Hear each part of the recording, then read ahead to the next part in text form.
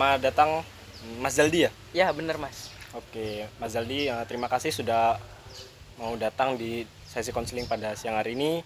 Saya tentunya senang Mas Zaldi ingin berkonsultasi dan juga melakukan konseling kepada saya. Oke. Sebelum itu, boleh perkenalkan diri, nama panjang Mas Zaldi siapa? Nama saya Zaldi Novanza dan saya umur 20 tahun. Mungkin Bi- tahun ini 21, jalan ke 21. Kalau biasanya dipanggil siapa nih Mas? Kalau di rumah ataupun di lingkungan tempat Mas? Kalau di rumah saya dipanggil Aldi sama keluarga Aldi. besar. Ya, kalau di kampus ya Zaldi aja. Cukup. Oke, Mas Zaldi ya. Ya. Mas Zaldi ini kegiatannya apa nih? Eh saya mahasiswa. Hmm. Jadi saya sehari-hari itu ya ke kampus. Sering juga aktif di organisasi, alhamdulillah. Jadi cukup sibuk lah. Cukup banyak Ya, kegiatannya. cukup banyak. Betul. Kalau boleh tahu dari prodi apa nih Mas? Saya dari Fakultas Ekonomi dan Bisnis. Prodinya itu Ekonomi Pembangunan. Ekonomi pembangunan di Saya Universitas Lampung. betul di Universitas Lampung. Saya angkatan 2023. Oke, jadi angkatan 2023 ya. Nah, Sebelum itu saya ingin memperkenalkan diri dulu. Nama Oke. saya Maulana Abdullah Furkoni. Jadi Mas Zaldi ini bisa manggil Bapak ataupun Mas juga boleh. oke, Mas Maulana ataupun Bapak Maulana ya. oke. Di sini saya sebagai konselor yang tentunya ingin membantu Mas Zaldi untuk memecahkan masalah yang mungkin Mas Zaldi ada masalah gitu. Mungkin saya enaknya manggil Mas saja Mas ya, biar lebih dekat mungkin ya. Oke, boleh sih manggil saya Mas atau Pak ya. Jadi lebih enaknya Mas aja paling Iya, ya, Mas karena benar. Biar lebih dekat aja Mas. ya biar lebih dekat. Sebelum itu kesini nih apa Mas? Saya naik motor kebetulan sendiri, kesini naik motor yang cukup tua ya. Mau motor apa itu Mas? Honda CB100 produksi tahun 82. Ya. Honda ya. Lumayan irit kalau Honda ya. Honda lumayan irit sih termasuk. Kalau motor-motor tua Honda tuh cenderung lebih irit Mas. Seliternya bensin itu bisa 30 kilo sampai 35 kilo, 40 kilo jarak tempuhnya. Karena motor saya juga kebetulan Honda Legenda itu, Legenda 2001. Oh, oke. Jadi lumayan irit lah. Irit juga ya. Ini ngekos atau PP? Oh, saya di sini ngekos di gang sebelah, Gang Lada. Kalau rumah itu jauh di Lampung Timur, jadi nggak mungkin saya kalau Lampung PP Mas. Timur. Saya Tapi ngekos di sini. sering pulang nggak kalau misalnya libur gitu? Pulang mungkin sebulan sekali sih saya sempetin pulang. Kadang saya juga nggak pulang sebulan sekali karena sibuk organisasi, kuliah dan tugas dan segala macamnya lah. Oke, jadi Mas Zaldi ini kan mendatangi saya untuk berkonseling. Sebenarnya ada apa Mas? Kenapa Mas Zaldi ini ingin berkonseling kepada saya? Apa alasannya? Oke, mungkin saya ingin bercerita sih Mas. Ada masalah terkait soal hati. Ya, biasalah anak muda kan. Sedikit keluh kesah pada kisah percintaannya lah, bisa dibilang. Oke, jadi sebelum itu mungkin ada beberapa hal yang Mas Zaldi perlu ketahui ya terkait konseling kita pada siang hari ini. Yang pertama itu masalah kontrak waktu. Kontrak waktu. Jadi konseling kita ini berkisar sekitar 20 sampai 40 menit untuk satu sesi ini. Tapi misalkan Mas Zaldi kurang puas terkait konseling kita pada siang hari ini, mungkin kita bisa menjadwalkan kembali untuk melakukan sesi konseling pada sesi berikutnya gitu. Oke, siap. Kemudian ada juga asas-asas yang perlu Mas Zaldi ketahui ya terkait konseling. Yang pertama itu ada asas kerahasiaan. Oke. Jadi asas kerahasiaan ini segala cerita Mas, segala permasalahan Mas ini bersifat rahasia gitu. Jadi saya tidak akan membeberkan kepada orang lain gitu. Jadi saya akan menyimpan rapat rahasia Mas ini tanpa diketahui orang lain. Kemudian ada asas keterbukaan. Jadi asas keterbukaan ini yang saya harapkan Mas Zaldi ini terbuka tanpa menutup-nutupi cerita ataupun mengarang cerita gitu Mas. Jadi ya terbuka aja lah gitu. karena rahasianya kan pasti saya jamin ya. Ya. Jadi itu juga memudahkan saya untuk menemukan solusi atas permasalahan yang Mas hadapi gitu. Kemudian ada asas kesukarelaan. Sebelum itu saya ingin bertanya, apakah Mas Zaldi kesini tuh atas dasar kemauan sendiri apa ada paksaan dari orang lain? Tentu saya kesini sendiri tanpa paksaan, karena saya tahu dari beberapa teman katanya ada konseling yang lumayan bagus di sini dengan Mas Purkon tentunya. Jadi saya langsung kesini aja tadi Mas. Kita janjian langsung kesini. Oke, gitu. Oke, jadi konseling ini atas kemauan diri sendiri ya Mas Ya, tanpa betul. ada paksaan dari orang lain ya. Betul. Mungkin kita langsung saja masuk ke penggalian permasalahan ya Mas ya. Boleh. Jadi sebelum nanti Mas cerita boleh diminum dulu biar lebih lancar. Airnya? Ya, Oke. lancar buat ngomong.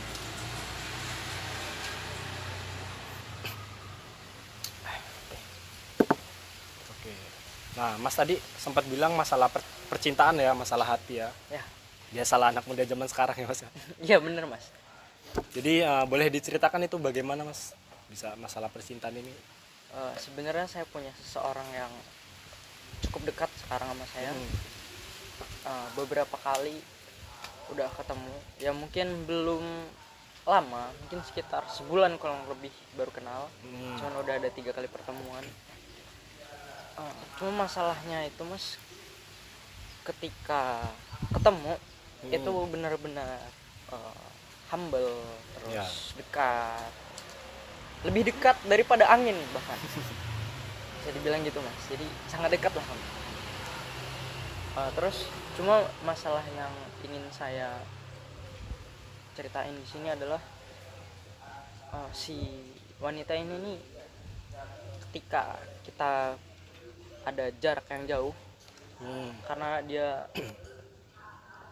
rumahnya lumayan jauh dari sini, jadi ya mau nggak mau kan, kalau kita nggak ketemu tuh mungkin kan via WA atau Instagram, media sosial lainnya Mas ya. Nah saya tuh merasa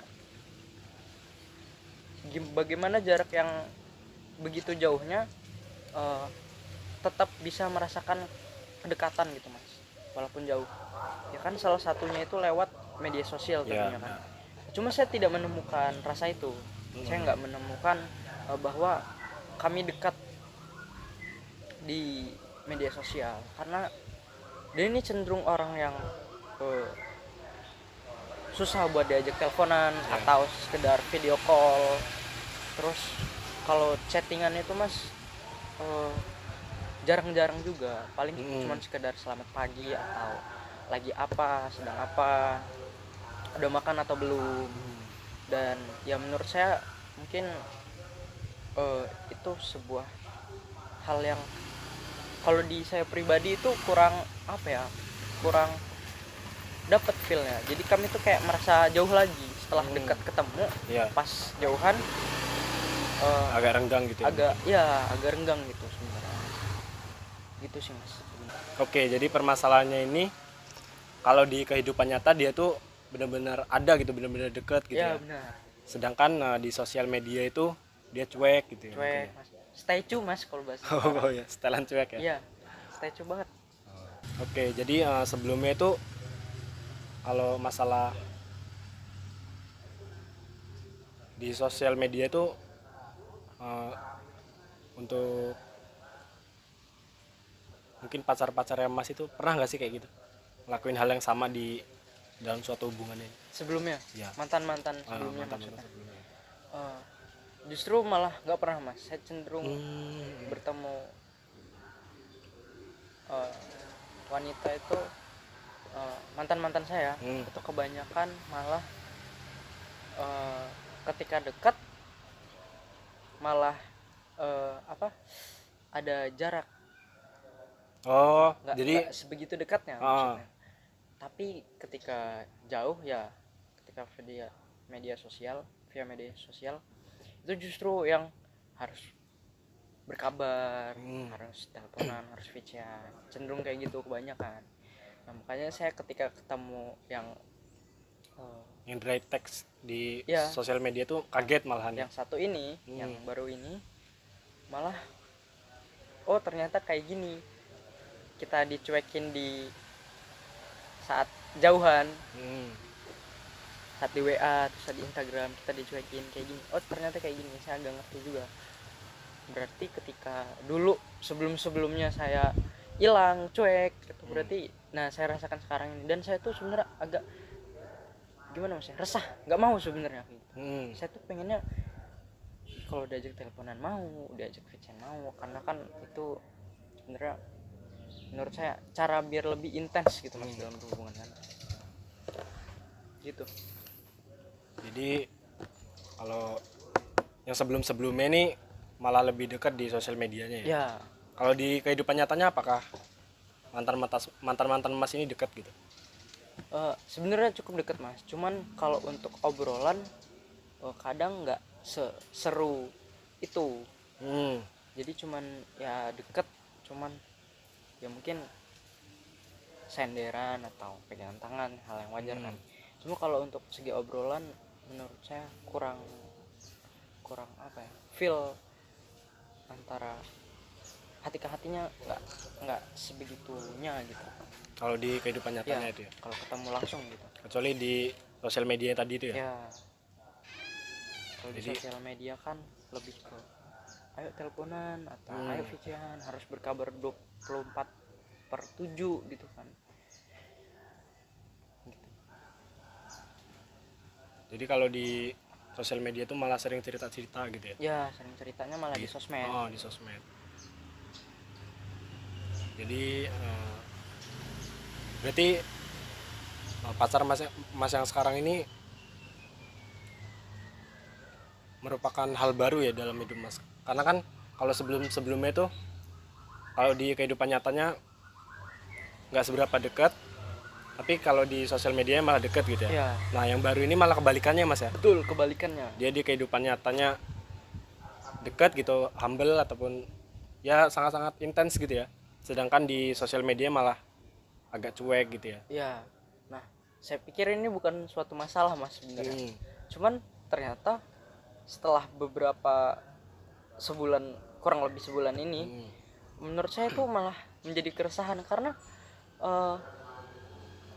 ketika kita jarang ketemu, tentu kan gimana caranya biar kita tetap terasa dekat kan. Tetap berhubungan baik gitu ya. Ya, walaupun dengan jarak kilometer yang lumayan tadi, gimana kita tuh tetap dekat. Ya, tentu kan lewat chattingan atau telepon. Ya, nah, benar. itu nggak kejadian mas di saya gitu. Nah terus waktu dia cuek ini dari awal perkenalan kah ataupun dari tengah-tengah gitu mas? Kayak misalnya dia tuh emang udah cuek dari awal ataupun emang dia wataknya kayak gitu mas? Sebenarnya saya kurang paham sih, saya juga soal itu. Tapi kalau untuk kenal pertama memang via media sosial. Ya. Dan itu menurut saya asik kok anaknya. Asik, banyak obrolan yang terjadi di waktu itu gitu. Terus ketika ketemu, betul sama asiknya. Cuma ketika setelah hari H ketemu itu ada sedikit intensitasnya berkurang. Intensitas obrolan yang tadinya seasik itu, se-excited itu agak berkurang, kayak cuman ya balas adanya, sesempatnya gitu kan. Ya saya pikir ya mungkin dia orangnya kayak gini. Mungkin orangnya memang sibuk atau apa kan kita nggak ngerti juga mas gitu. Gitu sih. Jadi apa yang mas rasain ketika hal itu terjadi gitu? Saya merasa sedih, lebih tepatnya kesepian sih mas. Ya ketika kita main HP kita nggak tahu harus ngabarin siapa kan. Sedangkan chat kita kemarin atau yang hari ini pun udah beberapa jam belum dibales gitu. Checklist 1 atau checklist 2 kadang habis itu dibales, terus udah pas dibales lagi udah off lagi gitu. on off media sosial lah. Ya mungkin sibuk atau apa, saya juga kurang ngerti ya, karena belum terlalu paham waktu itu. Ya saya sangat merasakan apa yang Mas Zaldi rasakan, rasa sedihnya. Terus ya saya mengerti lah perasaan Mas Zaldi. Ketika kita sedang excited, Betul. ternyata lawan bicara kita itu malah statue tadi itu ya, Iya, cuek statue ya. bener. Rasanya pasti nggak enak ya Mas ya. Ya bener. Apakah pernah Mas tuh bertanya ketika dia itu teksnya singkat ataupun balas cuek itu, pernah nggak sih Mas tanya gitu kenapa dia begitu? Sebenarnya setelah dia cuek itu sempat beberapa kali teleponan sih Mas. Telepon pertama itu justru telepon pertama ya, dari 2 kali pertemuan itu baru telepon pertama yang masuk. Terus saya bilang, kenapa sih kok di chat cuek banget, ada masalah atau apa gitu kan. Ternyata dia bilang ternyata memang dia yang memang kayak gitu, memang sifat dia yang kayak gitu. Ya, terus saya berusaha ya menerima apa yang dia bilang, bahwa dia memang orangnya cuek kalau di chat dan seperlunya aja gitu. Bahkan ke temannya juga kayak gitu katanya. Dan saya berusaha menerima lah, sama kita di sini kami sama-sama menerima lah apa kekurangan dan kelebihan dari masing-masing dari kami gitu. Itu sih Mas. Cuman saya merasa ya tetap aja rasa resah kan selalu datang. Yeah. Oke Mas Zaldi, Ya. tadi Mas Zaldi sudah cerita mengenai permasalahan Mas dan juga beberapa hal yang mungkin mengganggu Masnya tuh ya. Ya, betul. Nah, bisa saya simpulkan ini permasalahan Mas ini terkait komunikasi sebenarnya Mas ya. Ya benar, secara garis besar. Ya, yang Mas harapkan itu ketika dia di forum sosial media seperti WA ataupun Instagram, Mas pengennya itu dia itu sama dekatnya ketika di kehidupan nyata gitu ya Mas ya. Ya, sama dekatnya gitu di sosial media, sama dekatnya di nyata apalagi gitu kan. Kan mau saya kayak gitu sebenarnya. Mengenai permasalahan Mas Zaldi tadi, sebenarnya kita bisa memakai berbagai teknik dalam konseling. Oke. Salah satunya itu yang akan kita pakai atau yang saya rekomendasikan itu adalah teknik kursi kosong Mas. Teknik kursi kosong ya. Ya. Itu gimana tuh Mas?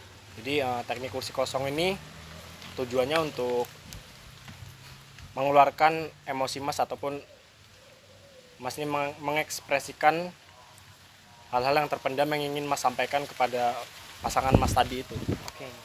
Jadi di sini Mas harus mengekspresikan bagaimana perasaan Mas terhadap pasangan Mas gitu. Jadi apa yang Mas pandam selama ini itu bisa diungkapkan gitu. Mas Zaldi, sekarang Mas bayangkan kalau pasangan Mas ini ada di kursi kosong ini ya. Nanti saya bakal pergi untuk melakukan teknik kursi kosong tadi. Oke.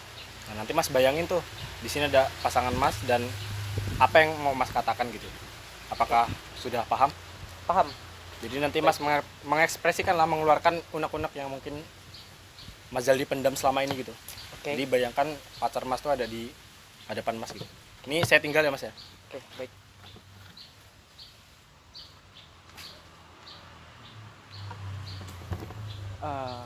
Ci, aku cuma mau bilang, kalau kamu memang ada masalah atau ada sesuatu yang terjadi di hidup kamu, tolong libatkan aku lebih jauh. Kamu bisa cerita, walaupun nggak cerita secara langsung kita ketemu, kan ada nomor aku di HP kamu, ada Instagram aku di HP kamu bisa cerita di situ. Kita bisa saling ngerti di situ, kita bisa selalu komunikasi di situ. Jarak antara kita ini kan jauh, jadi gimana caranya aku tuh pengen deket selalu deket sama kamu,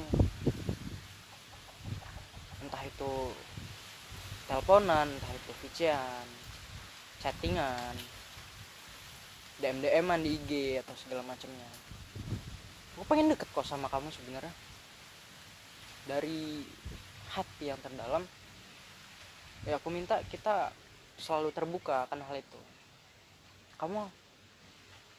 Aku minta kamu cerita apapun seharian kamu, tolong libatin aku lebih jauh di hidup kamu gitu.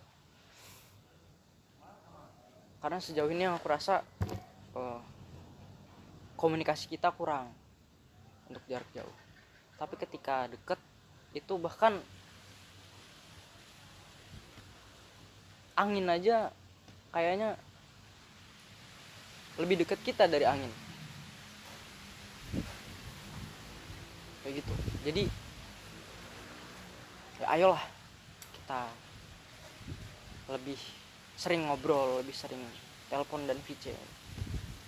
Atau kamu sekedar ngepap kamu lagi di mana, lagi ngapain. Kamu nggak harus nunggu aku nanya, tapi kamu harus, nggak apa-apa kok kalau kamu yang cerita duluan gitu.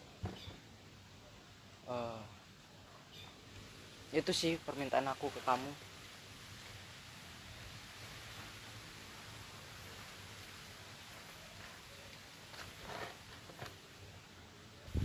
Nah, Mas tadi sudah mengeluarkan apa yang ingin Mas sampaikan. Sekarang Mas berpindah kursi. Oke. Dan misalnya Mas jadi pasangan Mas tadi, apa yang kira-kira bakal dijawab oleh pasangan Mas? Oke. Boleh Mas, silakan. Baik.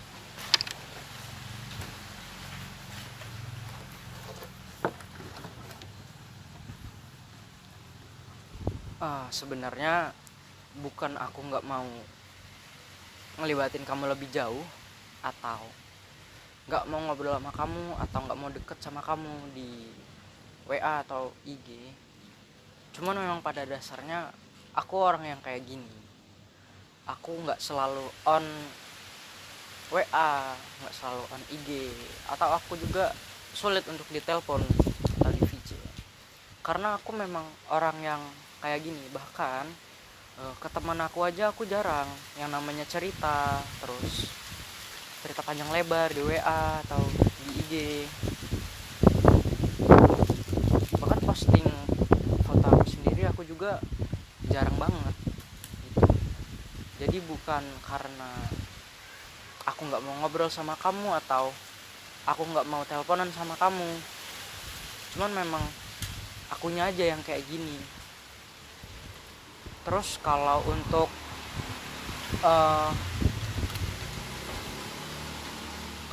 kedepannya, ya mungkin aku bisa lebih ngertiin kamu. Mungkin kita bisa lebih sering ngobrol lagi, teleponan lagi, lebih dari sebelumnya. Mungkin kita lebih sering ngobrol, sering ketemu lagi.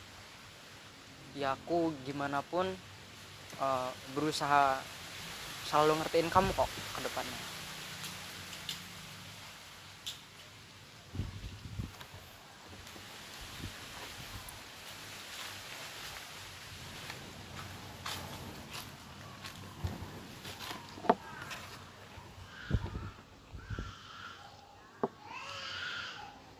Nah, Mas Zaldi, Ya, setelah tadi Mas mencoba mendengar jawaban dari pasangan Mas tadi, apa yang Mas rasakan ketika mendengar jawaban dari pasangan Mas tadi?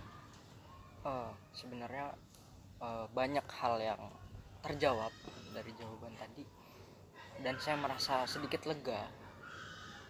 Cuman harapan saya adalah ya semoga benar apa yang diucapin tadi soal bisa sering-sering lagi berkomunikasi, bisa sering teleponan, chattingan, DM-an, kayak gitu.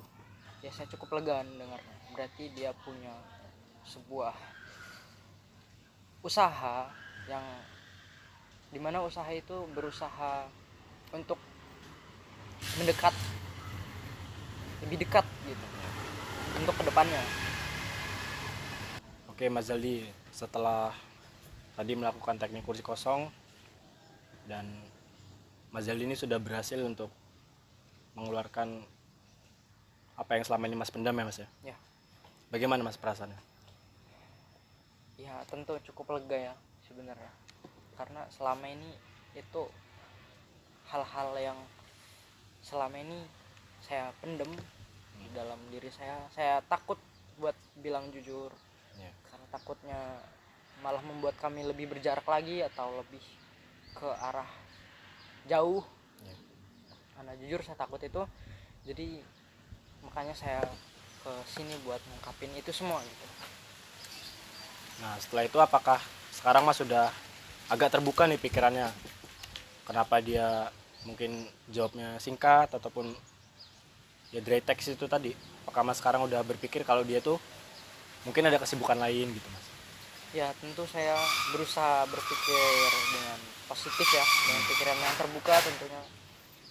Ya semoga kesibukannya itu semoga benar-benar tidak ada kebohongan di balik itu gitu. Harapan saya sih seperti itu. Oke. Jadi selamat Mas sudah membuka pikirannya dan juga tentu sudah mengeluarkan apa yang selama ini Mas pendam ya Mas ya, untuk dibicarakan kepada pasangan Mas tadi. Mungkin kedepannya Mas bisa membicarakan hal tersebut dengan pasangan Mas secara terbuka tentunya dan secara perlahan aja Mas. Perlahan ya. Ya membicarakan tuh mungkin dari hal-hal yang nggak Mas sukai gitu. Mungkin dia juga bakal meluangkan waktunya kalau misalnya dia nggak sibuk-sibuk banget itu untuk membalas chat ataupun dia setidaknya menelpon gitu Mas. Baik. Oke, jadi sudah cukup ya konseling kita pada hari ini. Mungkin kalau misalnya nanti Mas ingin berkonseling lagi nih terkait permasalahan yang tadi itu, bisa menjadwalkan kembali ya Mas ya. Oke, siap. Baik. Terima kasih Mas Zaldi sudah berkonseling kepada saya dan juga telah menemukan solusi atas permasalahan Mas Zaldi ya.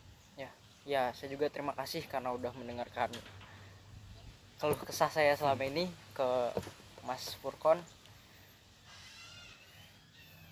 Ya, saya ucapin terima kasih banyak. Sudah berakhir sesi konseling kita pada siang hari ini. Saya tutup. Wassalamualaikum warahmatullahi wabarakatuh. Waalaikumsalam warahmatullahi wabarakatuh.